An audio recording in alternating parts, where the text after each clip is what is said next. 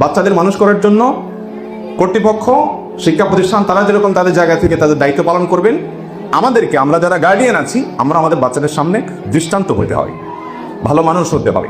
আপনি চোখের পানি ফেলবেন, তাহাজ্জুদ পড়ে, 5 ওয়াক্ত সালাত পড়ে, আল্লাহর সামনে হাত তুলে জুমার দিন আসর করে চোখের পানি ফেলবেন, আল্লাহ আমার নাম ধরে বাচ্চার জন্য, আল্লাহ এই বাচ্চাটাকে আপনি এইটা হিসাবে কবুল করেন, ওকে ওইটা হিসাবে কবুল করেন। বাচ্চা শুনবে, বাচ্চা শুনবে। আপনারা আমার আব্বার একটা ভিডিও অনেকে শুনেছেন অনলাইনে। আমার মনে পড়ে, আমি তখন 10 কি 12 বছর হবে বয়স। আমার বাবার তখন সাতক্ষীরাতে ঘেরের ব্যবসা আছে। ঘেরের মাঝখানে একটা ঘর ছিল, সেখানে কর্মচারীরা থাকতো, আব্বাও থাকতেন। আমি মাদ্রাসা বন্ধ হলে সেখানে এসে থাকতাম। আমার এখনো সেই দৃশ্য মনে পড়ে যে এমন কোনো রাত যায় নাই যে রাত ভোর রাতে, ধরেন 3টা 3:30টার দিকে বাবার তাহাজ্জুদের পরের কান্নার আওয়াজে আমাদের ঘুম ভাঙে নেই। এরকম একটি রাত যায় নেই। প্রতিটি রাত আমি দেখেছি ওর বাবা কেঁদেছি।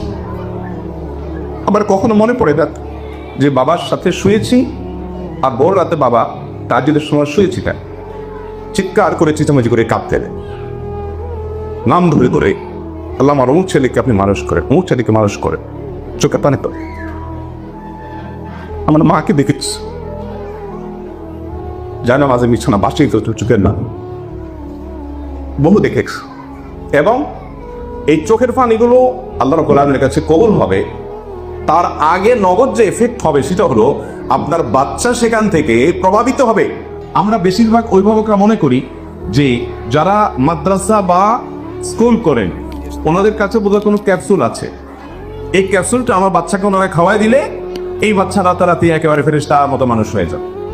বেশিরভাগ অভিভাবকদের অ্যাটিটিউড হাবভাব এরকম, ওনারা বাচ্চাদেরকে বাসা থেকে তেমন কোনো সাপোর্ট দিতে রাজি না, কিন্তু ওনারা চান এখান থেকে সব মানুষ হয়ে যায়। মাদ্রাসাগুলোতে তো আরো সমস্যা।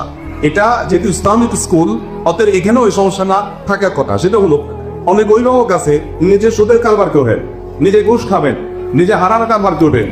অনেক মা আছে নিজে সারাদিন ফিল্ম দেখবেন, ইউটিউবে, ফেসবুকে, বিভিন্ন জায়গায় নিজের সময় সব ধ্বংস করবেন। এরপর আবার তিনি চাইবেন যে আমার ছেলেটা একজন দাঈ আল্লাহ হবে, একজন আলেমে দ্বীন হবে। How funny! এটা কিভাবে সম্ভব?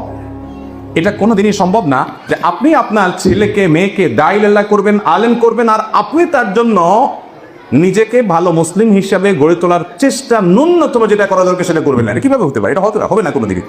এই জন্য আমাদের নিজেদের অভিভাবকদেরকে সবকিছুর আগে মানুষ হতে হবে। অনেক অভিভাবক মনে করে কি যে আমি যত অপকর্ম করি, যত হারাম হালাল বাজ বিচার করি বা না করি, ছেলে